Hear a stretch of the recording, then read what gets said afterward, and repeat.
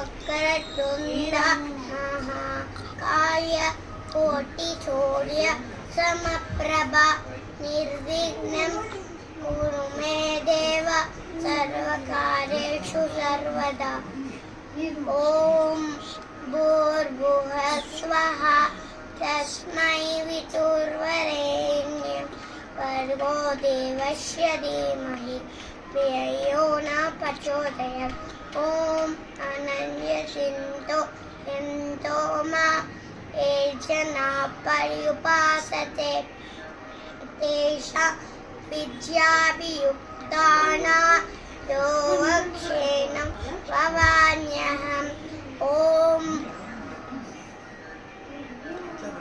कृष्णाय वासुदेवाय हरये परमात्मने अनंत केशनाशाय गोविंदाय नमो नमः। ओम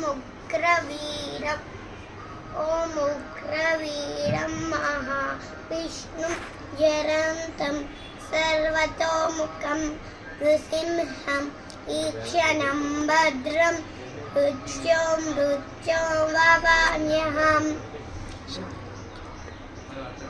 ओम शान्ताकारं भुजगशयनं पद्मनाभं सुरेशं विश्वाकारं गगनसदृशं मेघवर्णं शुभांगं लक्ष्मीकान्तं कमलनयनं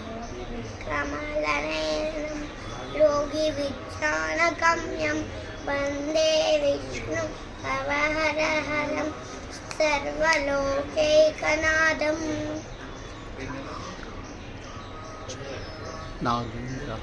ओम नागेन्द्रहार विमोचनाय अस्माञ्जलाय महेश्वराय इच्छापि शुद्धापि दिगंबराय तस्मेन्द्राय नमः शिवाय। ओम श्री वेंकटगिरिरमण श्री पावन शुभचरणा मंगलमय्यानीको जय जय श्री रमण महारती कल्पुर्वा।